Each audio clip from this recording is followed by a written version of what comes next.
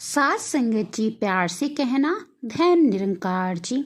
सात संगत जी, संसार की नज़र से छिपाकर तो पाप हो सकता है, लेकिन ईश्वर से कोई पाप छिप नहीं सकता और ना ही कोई ईश्वर के न्याय से बच सकता है। परमात्मा की न्याय की लाठी में आवाज़ तो नहीं होती, लेकिन दर्द बहुत होता है। सात संगत जी, आज की प्यारी सी साखी इसी विषय पर आधारित है, तो आइए आज की साखी सुनते हैं। सात संगत जी, एक नगर में दो दोस्त रहते थे। गहरा प्रेम होने के कारण उन्होंने व्यापार में भी साझेदारी कर ली। कुछ समय तक तो सब कुछ ठीक तरह से चलता रहा। व्यापार भी बहुत ही आगे फला फूला। और सात संगत जी, कहते हैं ना, जहाँ धन आता है कहीं ना कहीं अपने साथ लालच जरूर लाता है। एक दिन एक दोस्त के मन में ये विचार आया, क्यों ना मैं अपने मित्र को मार दूं, इससे सब कुछ मेरा ही हो जाएगा, ये सारा धन दौलत मेरा ही होगा। और उसने धोखे से अपने उस मित्र को मारकर उसके हिस्से का धन भी अपने नाम करवा लिया। समय बीतता चला गया, उसने अपना ये पाप छिपाए रखा, दुनिया को कुछ ना पता चला।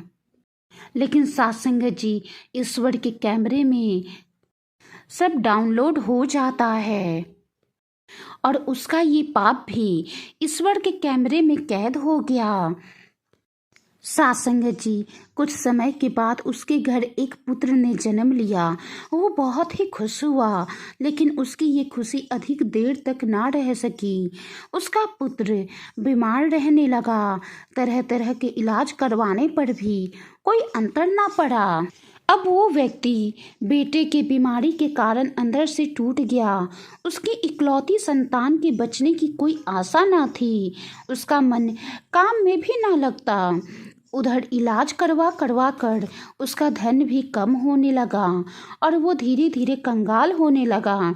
इकलौते पुत्र का रोग उसके पिता को भी रोगग्रस्त करने लगा।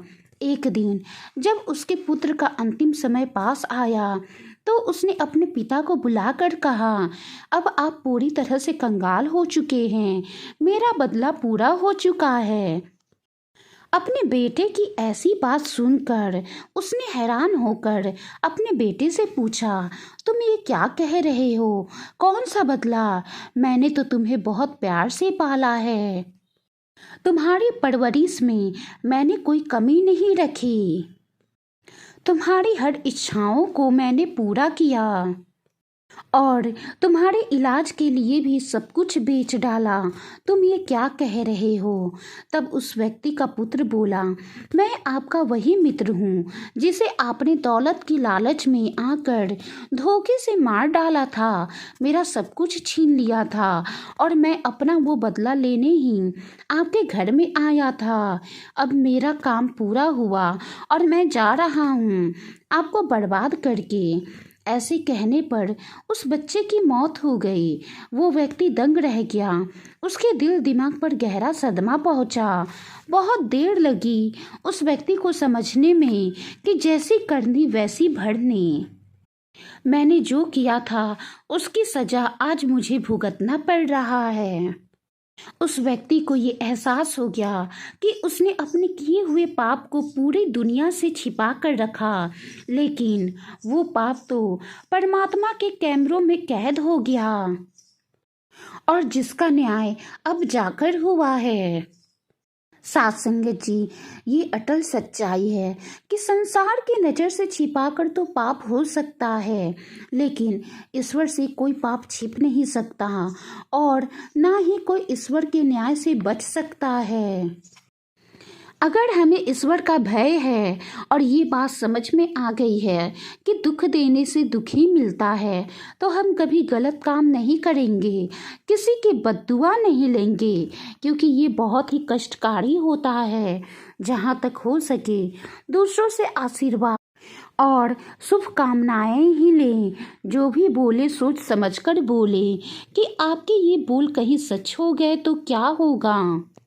सासंगत जी, हम क्रोध में बहुत कड़वा बोल जाते हैं और ये भूल जाते हैं कि अगर हम अपनों को दुख पहुंचाएंगे तो दुख तो हमें ही होगा, क्योंकि हम उन्हें प्यार करते हैं।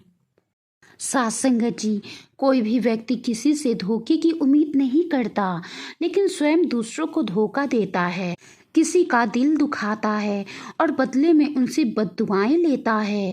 क्योंकि जो बीज बो रहे हैं वो काटना तो पड़ता ही है, और ये केवल हम जानते हैं कि हम जो बीज डाल रहे हैं वो हमारे सामने आकर ही रहेगा।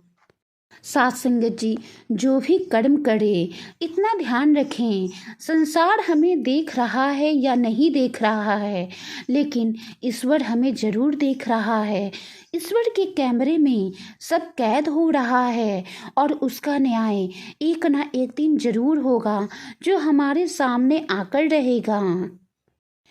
परमात्मा के न्याय की लाठी में आवाज तो नहीं होती, पर दर्द बहुत होता है। ईश्वर के कैमरे से कोई नहीं बच सका है और ना ही कोई बच पाएगा। वाणी में कोई गलती हो गई हो तो बख्श लेना जी, प्यार से कहना, धैर्य निरंकार जी।